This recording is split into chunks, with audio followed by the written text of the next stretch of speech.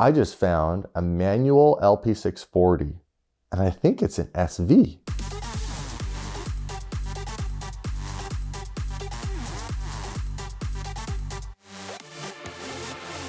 You know, any type of social media, you have to create content, and you don't want content to get stale. So we knew that buying one car was great. That's how you start. But as you grow, you have to grow, and you have to push the boundaries, and you have to bring on new things. Well, which means you have to buy or find new cars. So got the Huracan. Huracan's going great.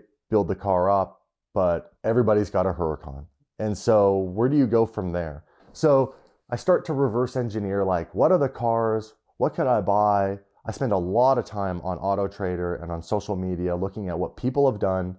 I almost obsess about it. And so it boils down that car was, anything with a manual gearbox was relatively more reliable than the E-gear, I guess, you know, offset of that, because of all the hydraulics and stuff. And that actually quickly goes back to my very first car. I had an E-gear Gallardo when I first started my channel. Car was great, and then all of a sudden it had some problems with the E-gear. And for about 3 months, that car was the biggest thorn in the side of me. It went from supercar bliss owning this car and driving it to I hated the car. It cost me $30,000 within 90 days. It broke down 3 times. When it broke down, it got stuck in gear, which literally meant if you hit a red light or you had to stop, it would stall because it was stuck in that gear. It wouldn't go down a gear, it wouldn't go up a gear. So that happened to me 3 times, and I live on an island. So the tow bill, the ferry, getting it to the nightmare, just nightmare. Happened 3 times. So I knew I had this like pain from E-gears, and I thought, well, manual Gallardo or manual Murci. And the channel had done well enough that we were in a position to strategically work with some friends of ours at a dealership in British Columbia, Canada, August Luxury Motor Cars, to do some financing with them in-house to purchase a manual Murcielago, specifically LP640. And I wanted to go on the hunt for one of these cars because the doors went up, it had the screaming V12 sound and the cool winglet vents that open up. I mean, this thing is just one of the most menacing cars of my generation. It was the poster car, you know, and so I thought, this is it. But what are the odds of trying to find one for sale? So I started to look, couldn't find one. I specifically wanted a roadster, and I was hoping something, you know, I was hoping for something more high mileage so that it was less value and not collector, because I was going to drive it. So why buy a collector car and then ruin it? Couldn't find anything. Sitting at dinner one night, a friend of ours, Alex, goes, I just found a manual LP640, and I think it's an SV. And I said, well, if it's a manual SV, like, this is way out of my price range right away. And he goes, I don't know, like, they don't say it's an SV, it just says it's an LP640, but it's got SV decals on the rear quarter panels, and it's got the wing, and looks like an SV. And I said, give me the car, give me the car. So I take his phone, and I'm like, this thing is just the most dead sexy Murcielago. And sure enough, it had a stick. And I was like, wow, it's yellow, it's got the big carbon dry wing, the rear diffuser, it's got the side skirts, it's got the front bumper update, but it did not have the engine cover, which led me to believe this was not an SV, yet it had the SV decal on the rear quarter panels. It was missing a few things that I noticed right away from a photo on an iPhone at dinner in a dark restaurant, and looked at the price, and the price was $299. And I thought, $299,000 USD. You got to keep in mind, I'm Canadian. So I mean, this is like, I'm thinking, that's like $1 million Canadian, right? Well, the exchange wasn't quite that bad. Luckily, it's got some higher mileage. It had over 30,000 miles. It had modifications, which anytime someone starts body kitting a car of that level, you think right away, oh, this car's been crashed and rebuilt. So I'm thinking, great. I'm actually thinking these are all wins for DDE, because they might be asking at 300. We get them down to 250. I send this car to our friends at August Luxury Motor Cars in Kelowna, and I tell our friend Mike, find out, start the process. What can we get this car for? Can you guys do a deal with me? Can you import it? And they said, yeah, no problem. Let's do it. Let's get DDE, the V12, the doors that go up car that you guys want and need. And this is great. It's a manual gearbox. The odds that it's going to depreciate a whole ton aren't very likely. Even if you put some miles on it, just, don't crash the car. Getting a hold of the dealership that had it wasn't that easy.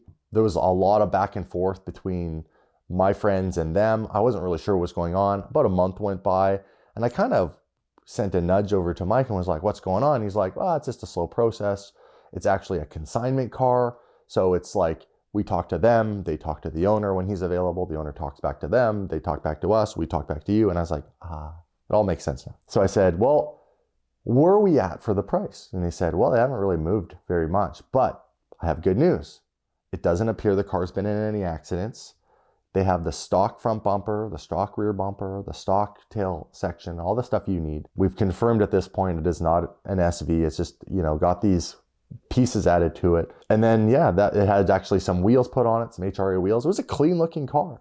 And I said, well, where are they at for the price? It's got 30,000 miles on it. Let's make a deal. About a week goes by and I said, where are we at with this deal? And they said, well, we've finagled them down to like 290, 10 grand. That's it. Like, this thing's modded. Like, it has actually been sitting at the dealer for a while. And he said, yeah, I said, where'd you guys come in at the offer? They said 250. I said, well, we're really far apart. I don't think they're going to come down to 250. Offer them 285 and let's just get the deal done. Let's get the car on transport. Let's get it through the process. It's in Florida. It's got to go all the way to Canada to get imported and registered and insured, and then back down to likely California, where I make most of my content, because it's sunny and dry. Where I live, it rains most of the year. We get the deal done. Long story short, we pay around what I want for it, $285 for this car. And we get the car from the dealership onto Plycar Automotive Logistics, a company that we work with. They're phenomenal, very professional. They get the car, they pick it up the next day, they ship it over to California. It lands in California, and I think, well, they're going to do a truck transfer because I live in BC on the West Coast. They drive it across the country, across the bottom, and then change trucks to a different truck that's going to go in that direction. I said, do you guys mind leaving the vehicle in California for a bit where my friends could have a look at it and make sure it's okay? So they said, yeah, sure. And luckily, the car got dropped off. It seemed to run fairly okay, but it had a rear-wheel drive conversion that wasn't really complete, and had a few things that, to someone who knew that car, it needed some work. And I didn't realize how much work it needed. It actually needed the whole expensive front bracket to go on the front of the transmission to complete holding the transmission after you delete all the front drive shafts and axles and all that, in order to not kind of clunk when the, obviously all the torque was going through it. It was making this clunking sound when you drive it in first, second gear. So I had to order all of that, all custom fabricated, thousands of dollars. But then they also said, you likely need a valve adjustment. This car's not quite sounding like it's running quite right. It doesn't rev up fast enough the way that it should. And so my friends at AGX in California started what they like to call, open heart surgery. And yeah, sure enough, it needed a huge valve adjustment. 40 of the 48 valves were way out of whack. They found some fairly concerning things with the car, as far as just worn out parts somewhere in alignment with the fuel system. So they were like, we probably saved you from somewhere down the road had you just driven the car the way you drove it, maybe the car catching on fire. So these are all good things. The car got dropped off in California, and it is now, to date, as far as I know, it has just arrived back in Canada, and we are in the process, after about a month, almost a month and a half of after purchasing the car, of it kind of sitting waiting for Lamborghini parts. This is the one thing, when you buy an older model car that is a supercar where the parts are made overseas in Italy, they're not readily available.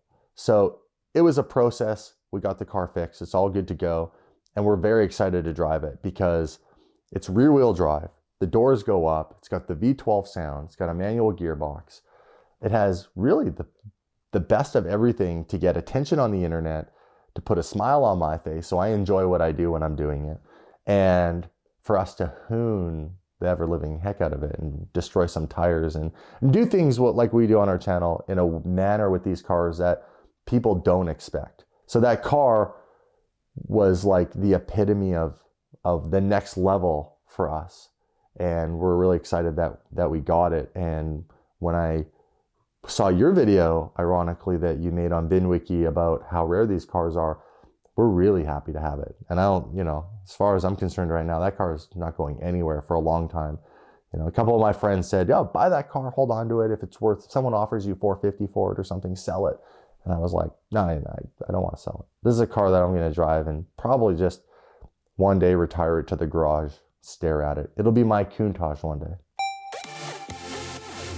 Last year, Sonny and I tried out Avalon King's Armor Shield 9 ceramic coating on my Porsche 993, and it came out great, and since then it's been much easier to keep clean. You can see the story about that here, but more importantly, this month we're going to try it out on my LP640. The car's finally done being repainted, and right now AP3 is putting a clear bra on the whole car, and on top of that, we're going to put the ceramic coating to make it look better and easier to clean. So if you'd like to try that out on your car, you can click the link in the description below.